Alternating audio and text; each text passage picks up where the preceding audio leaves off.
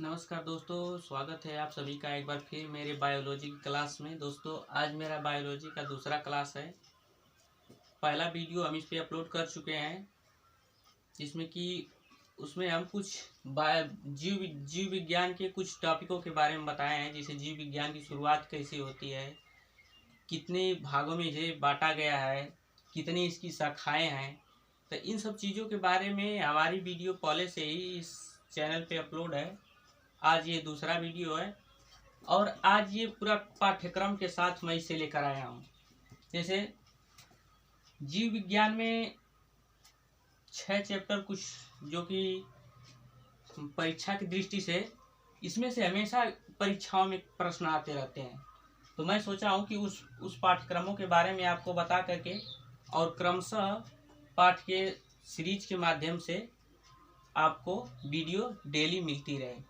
तो देखिए, यहाँ बगल में कुछ पाठ्यक्रम दिए गए हैं। जैसे कोशिका, आज हमारा जैसे आज इसी पे बातचीत भी होगी हमारी कोशिका के ऊपर। और दूसरा चैप्टर है कोशिकांग, यानी पहला चैप्टर होगा हमारा कोशिका और दूसरा चैप्टर होगा कोशिकांग। उसके बाद तीसरा चैप्टर होगा ऊतक, जो कि इन्हीं कोशिकाओं से निर्मित होता है। अब ऊतक से निर्माण होता है अंग तंत्र का। जो हमारे शरीर में अंग तंत्र हैं, जैसे रक्त परिसंचरण तंत्र, पाचन तंत्र, श्वसन तंत्र, यानी हमारे शरीर में जितने तंत्र हैं उन तंत्रों के बारे में हम किस में बात करेंगे? अंग तंत्र में। इस तरह से पांचवा चैप्टर है मानव शरीर, यानी सबसे पहले शरीर में कोशिका होती है। कोशिका से कोशिकांग बनते हैं, या कोशिकांगों को अन्य समान प्रकार की कोशिकाओं से मिल करके और अनेक कोशिकाओं को मिला करके एक ऊतक का निर्माण होता है। ऊतक का निर्माण होता है तो ऊतक यानी कई ऊतकों को मिला करके एक अंग तंत्र का निर्माण होता है। अंग तंत्र में अब अंग तंत्र जब बन जाएगा तो अंग तंत्र के बाद क्या? हमारी मानव शरीर बनेगी। यानी अब शरीरों के बारे में, शरीर तो बन गया, अब शरीर के बाद पोषक तत्व, जिसमें हम विटामिन के पर बात करेंगे, रोगों पर बात करेंगे। तो आइए आज कोशिका के ऊपर अगर सभी के बारे में अगर डिटेल से मैं बताने लगूँ तो इन्हीं सब में ज़्यादा वीडियो बड़ी हो जाएगी। तो मैं क्रमशः सभी चैप्टरों में इसी तरह आपसे थोड़ा उस चैप्टर के बारे में डिस्कस करके और पहले ही मैं आगे बढ़ूँगा। दोस्तों, आप लोगों ने तो बहुत बायोलॉजी के क्लास देखे होंगे यूट्यूब पर। आज मेरा ये मुझको भी एक बार मौका दीजिए और मेरे वीडियो को देखिए। मैं पूरा प्रयास करूंगा कि नहीं आप हमारे साथ जुड़ करके और हम आपके साथ जुड़ करके एक बेहतर कर सकें। तो आइए कोशिका के ऊपर आज हम बात करते हैं। कोशिका को हम अंग्रेजी में सेल कहते हैं। सेल। कोशिका, देखिए, कोशिका हमारे शरीर की सबसे छोटी इकाई है। जैसे मान लीजिए एक घर बनाना होता है ना, तो घर बनाने के लिए सबसे पहले किस चीज़ की ज़रूरत होती है? ईंट की। तो ये समझ लीजिए कि ये जो हमारी शरीर कोशिकाओं से मिलकर बनी है, तो हमारे शरीर में जो सबसे छोटा यानी सबसे छोटी इकाई, यानी घर में सबसे छोटी इकाई क्या है? ईंट। उसी तरह हमारे शरीर में सबसे छोटी इकाई क्या है? कोशिका। तो कोशिका का वैज्ञानिक नाम है साइटो। यानी कई बार एग्जामों में तो यही पूछ देता है कि नहीं, कोशिका के वैज्ञानिक नाम क्या होगा। तो हमने इन जो परीक्षाओं में एग्जैक्ट तुरंत सामने दिखाई देते हैं, यानी आपको ऑप्शन के माध्यम से, विकल्पों के माध्यम से जो परीक्षाओं में दिखाई देते हैं, वही चीज़ हम इस पे लिखे हैं और इन सभी को एक बार हम डिटेल से चर्चा करना चाहेंगे। तो आइए, वैज्ञानिक नाम, कोशिका का वैज्ञानिक नाम है क्या? साइटो। साइटो कोशिका का वैज्ञानिक नाम है, एकदम रट जाइए, साइटो। उसके बाद है इसका अध्ययन किसने किया, यानी कोशिका के बारे में जब आप अध्ययन करेंगे, जैसे किसी भी आप विषय के ऊपर अगर अध्ययन करते हैं तो उस विषय का क्या बन जाता है? उस विषय के बारे में एक गुणवत्ता, यानी उसके बारे में जब हम अध्ययन करते हैं, जैसे मान लीजिए कि हम अर्थशास्त्र पढ़ने लगे तो हमें अशास्त्रीय कहते हैं। जैसे हम कोई अगर किसी चीज में अगर हम विद्वत्ता हासिल कर लें, यानी विद्वत्ता हासिल करने के लिए उसके बारे में हम गहन अध्ययन करते हैं, तो उसको क्या कहेंगे? यानी साफ साफ समझिए कि कोशिका के अध्ययन को, यानी कोशिका के बारे में जानना क्या कहलाता है? साइटोलॉजी। कोशिका का वैज्ञानिक नाम साइटो और उसका अध्ययन साइटोलॉजी। इसके खोजकर्ता कौन है? खोजकर्ता, देखिए खोजकर्ता के बारे में कभी कभी कंफ्यूज होता है। खोजकर्ता अगर अफसर बनाना होता है तो कोशिका को देखिए, खोजकर्ता में इसको भी दे देता है और एंटोनियो लीवेनहॉक को भी दे देता है। तो इसीलिए मैं इन दो बिंदुओं को आज अपने अथ्थु में सोच करके डाला हूं कि नहीं, ऐसा पहले वीडियो नहीं पढ़ता था, इसलिए ये क्वेश्चन गलत हो जाता था। तो खोजकर्ता देखिए रॉबर्ट हुक है। 1665 ईस्वी में इन्होंने खोज किया है कोशिका की, और इन्होंने मृत कोशिका की खोज किया था। यानी रॉबर्ट हुक जी ने क्या पाया? एक मृत कोशिका की खोज किया इन्होंने 1665 ईस्वी में। अब दूसरी बात आती है जीवित कोशिका की खोज, और जीवित कोशिका की खोज किसने किया है? एंटोनियो लीवेनहॉक ने 1674 ईस्वी में। अब इन्होंने, रॉबर्ट हुक जी ने कैसे कोशिका की खोज किया? इन्होंने एक कार्क लिया।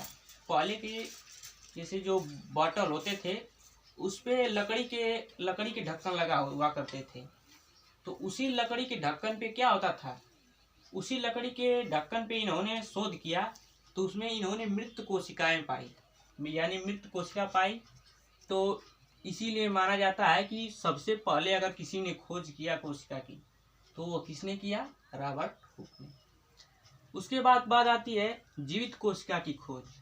तो जीवित कोशिका की खोज 1674 ईस्वी में एंटोनियो लीवेनहॉक नामक वैज्ञानिक ने, लहसुन है ना, लहसुन होता है ना जो देहात में हम लोग में देहात में का सब जगह सब्जियों में पड़ता है, तो उस सब्जी में कोशिका उसी में सबसे ज्यादा कोशिका पाई जाती है, यानी सघन कोशिकाएं उसमें पाई जाती हैं लहसुन में।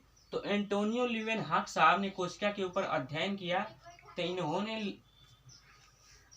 इन्होंने कोशिका पे, लहसुन में सबसे ज्यादा मात्रा में कोशिका रहती है, वहीं से कोशिका की खोज हुई। उसके बाद आती है इसका सिद्धांत किसने दिया? यानी कोशिका हर जगह होती है, हर मनुष्य में होती है, हर सजीव में होती है, तो इसका अध्ययन किसने किया? इसके बारे में अध्ययन करके हमें बताया कौन? स्लाइडेन एवं स्वान ने। दो भाई थे, स्लाइडेन एवं स्वान। इन्हीं दोनों भाइयों ने क्या किया? कोशिका के बारे में हमें अध्ययन करके बताया कि सजीवों की पूरी बॉडी, यानी पूरी शरीर किसकी बनी होती है? कोशिका के बारे में। तो ये तो हो गया कोशिका का कुछ छोटा सा पार्ट। अब हम इसके बारे में, सभी के बारे में विस्तार से थोड़ा जानेंगे। अब कोशिका होती क्या है? कोशिका के अंग क्या होते हैं? हमारे शरीर में कोशिका का क्या योगदान है? हमारे शरीर में कोशिका किस तरह से कार्य करती है? इन सभी चीजों के बारे में आइए हम इनके बारे में थोड़ा सा जान लेते हैं।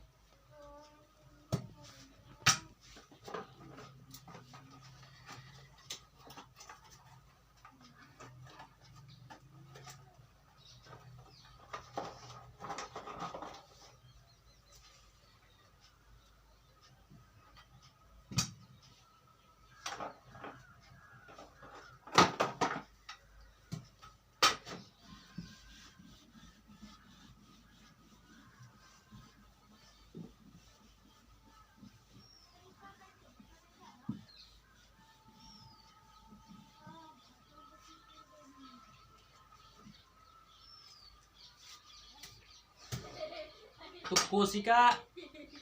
अगर कोशिका को ये पूछा जाए कि संसार की सबसे बड़ी कोशिका, तो संसार की सबसे बड़ी कोशिका होता है क्या? शुतुरमुर्ग के अंडे। शुतुरमुर्ग के अंडे में संसार की सबसे बड़ी कोशिका होती है। और सबसे छोटी कोशिका, यानी संसार की सबसे छोटी कोशिका की बात की जाए तो संसार में सबसे छोटी कोशिका माइक्रोप्लाज्मा में पाई जाती है। माइक्रोप्लाज्मा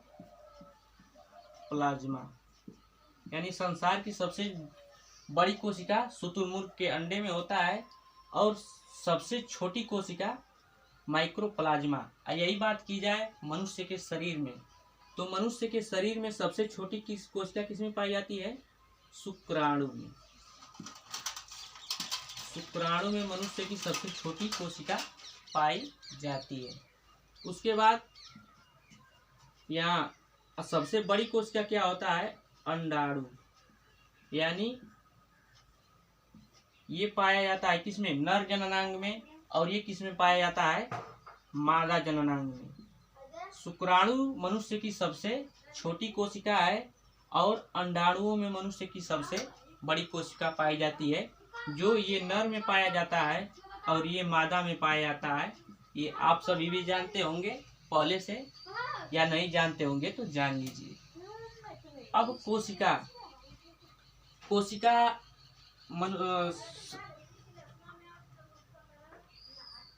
सबसे, हाँ ये देखिए यहाँ पे समझिए, सबसे बड़ी की अगर बात करेगा, अगर वहां पे शरीर लगा देगा मनुष्य का शरीर, मान लीजिए शरीर बोल दिया, तो शरीर में क्या? ये शुक्राणु और अंडाणु, छोटी और ये बड़ी। और वही पूरे संसार की बात किया जाएगा तो ये क्या? शुतुरमुर्ग। और ये क्या? सबसे छोटी क्या हो जाएगा? माइक्रोप्लाज्मा। अब माइक्रोप्लाज्मा, अब थोड़ा सा इसको इस तरह समझिए कि कोशिकाएं मनुष्य के शरीर में तीन प्रकार की नहीं, कोशिकाएं मनुष्य के शरीर में कहाँ पे इनका विभाजन होता है और कहाँ पे इनका विभाजन नहीं होता है, इन चीजों को जानना बहुत जरूरी है। तो मनुष्य के शरीर में कोशिकाओं का विभाजन, यानी मनुष्य के शरीर में कोशिका का विभाजन सबसे तेज होता है किसमें? लीवर में। यानी मनुष्य का लीवर, जिसे हम कहते हैं यकृत, यानी मनुष्य का यकृत खराब हो गया तो उसे हम ठीक कर सकते हैं। मगर वही बात की जाए, अगर मनुष्य के शरीर में एक न्यूरॉन नामक कोशिका पाई जाती है। क्या? कौन सी कोशिका? न्यूरॉन। मनुष्य के शरीर में न्यूरॉन की कोशिका पाई जाती है, जो कि किसमें पाई जाती है? मस्तिष्क में। मस्तिष्क की कोशिकाएं, और ये सबसे लंबी कोशिका होती है, ये सबसे लंबी कोशिका। ये कहाँ पाई जाती है? मनुष्य के मस्तिष्क में। ये सबसे लंबी कोशिका होती है और ये सबसे लीवर की कोशिका, और इनका विभाजन नहीं होता है, और ये कोशिकाएं लीवर में पाई जाती हैं जिसमें सबसे ज्यादा विभाजन होता है। आपने सुना होगा कि अगर किसी के मस्तिष्क में चोट लग गया तो वो सही नहीं होता है। क्यों? क्योंकि उसमें यही कोशिका पाई जाती है, न्यूरॉन। अगर मनुष्य के शरीर में मान लीजिए कोई अंग में चोट लग गई तो वहाँ की कोशिकाएं क्या होती है? तुरंत मर जाती हैं। आप देखे होंगे कई बार चोट लग जाता है तो मनुष्य के शरीर पे जिस अंग पे चोट लगता है वहाँ की शरीर थोड़ा सा काला हो जाता है, काला टाइप, जिसको हम देहात में क्या करते हैं, यानी अगर ट्रीटमेंट ठीक ठाक है तब तो उसको हम डॉक्टर के पास दिखाते हैं। अगर उतना अच्छा नहीं है तो हम घर पे उसे क्या, हल्दी के माध्यम से, प्याज के माध्यम से, या उसे गरम कपड़े करके उसे बालू के माध्यम से उसको हम क्या करते हैं, मरी हुई कोशिकाओं को उनको सेकते हैं, उस पर हल्दी छोपते हैं ताकि मरी हुई कोशिकाएं क्या, हल्दी में क्या होता है ना कि हल्दी में एंटीबायोटिक पाया जाता है। हल्दी जो है कि मनुष्य के शरीर में उसकी क्षमता को बढ़ाता है। यानी मान लीजिए कोई, देखे होंगे आप लोगों ने कि अगर किसी को जुकाम हो जाता है जिसमें शरीर की सभी कोशिकाएं क्या होती हैं, थोड़ा नर्वस हो जाती हैं, तो उसे क्या हल्दी और दूध के साथ मिला कर दिया जाता है। तो ये कहें हल्दी शरीर के लिए बहुत लाभदायक है। इसलिए हम बात कर रहे थे कहाँ, लीवर की। तो अगर आपने देखा होगा कहीं पे अगर चोट लग जाता है तो वहाँ की कोशिकाएं क्या होती है, मर जाती हैं। तो कोशिकाओं में कुछ अंग होते हैं जिसे हम कोशिकांग वाले चैप्टर में देखेंगे, तो वहाँ पे उसको हम अच्छा से समझ पाएंगे। तो यहाँ पे इसको समझ लीजिए कि लीवर में क्या होता है, अगर मनुष्य का लीवर खराब होता है तो वो जल्दी ठीक हो जाएगा, मगर अगर मनुष्य के मस्तिष्क में अगर चोट लग गई तो वो जल्दी ठीक नहीं होता है, क्योंकि उसमें क्या न्यूरॉन पाया जाता है, और न्यूरॉन में विभाजन, कोशिका विभाजन नहीं होता है। और ये न्यूरॉन की कोशिकाएं मनुष्य के शरीर की सबसे लंबी कोशिका है। सबसे छोटी कोशिका की बात की जाए तो वो शुक्राणु होता है, सबसे बड़ी कोशिका की बात की जाए तो अंडाणु होता है। इस तरह से इस कोशिका वाले चैप्टर में हम लोग आज इस वीडियो के माध्यम से जानेंगे। और इसको अगर मैं चाहता तो कोशिकाओं को भी इसी में बता देता ताकि और समझने में अच्छा रहता, मगर